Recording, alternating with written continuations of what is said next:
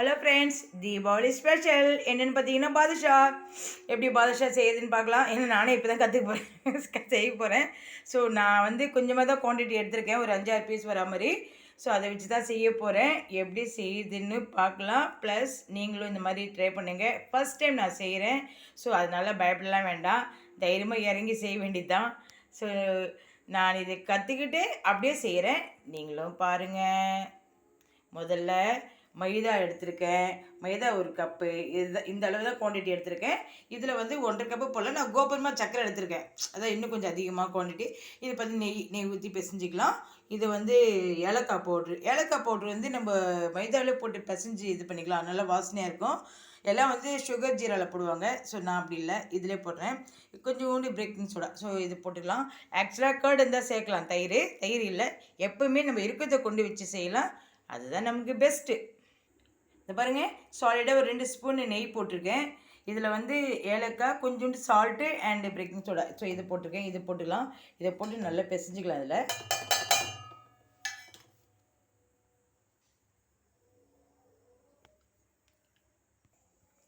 மாவு ரொம்ப கம்மின்ற வச்சு குயிக்காக பிசைஞ்சிட்டேன். ஸோ நல்லா வந்துச்சு பாருங்கள் குருண்டியாக. இதில் என்ன ஒரு 5-6 பீஸ் வரும், அவ்வளோதான். நான் குவான்டிட்டி கம்மியாக தான் எடுத்திருக்கேன். நீங்கள் அதிகமாக வேண்டுறவங்க அதிகமாக போட்டுக்கலாம். இது இப்போ மூடி வச்சிடலாம். வச்சுட்டு நெக்ஸ்ட்டு பார்த்தீங்கன்னாக்கா சுகர் ஜீரா பண்ணிடலாம் நம்ம. இந்த ஒரு கப்புக்கு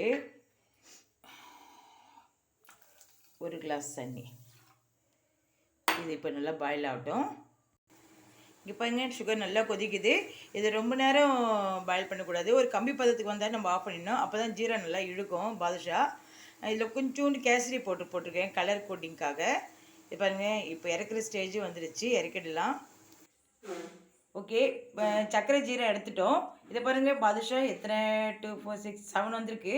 நான் சின்னதாக போட்டிருக்கேன். இது இப்போ பாருங்கள், லேயராக இருக்குது பாருங்கள். இதெல்லாம் நல்லா ஜீரா இறங்கும், நல்லாயிருக்கும். நம்ம புடுறதுக்கு லேயராக உள்ள பரோட்டா மாதிரி இருக்கும், நல்லாயிருக்கும். இப்போ இதை நம்ம எண்ணெயில் போட்டு பொரித்து எடுத்துடலாம். எண்ணெய் காய வச்சுட்டு ஸ்லோ பண்ணிவிடுங்க. எண்ணெய் தீஞ்சிடக்கூடாது, கருகக்கூடாது. ஸ்லோலியே நல்லா பாயில் ஆகணும். அந்த மாதிரி தான் நம்ம ஃப்ரை பண்ணணும், சுட்டு எடுக்கணும். எண்ணெய் நல்லா பொங்கிச்சு பார்த்தீங்களா, முதல்ல போட்டோன்னே. இப்போ பாயில் ஆகிடுச்சு. ஸோ எண்ணெயும் கொஞ்சம் பொங்கல் அடங்கிடுச்சு.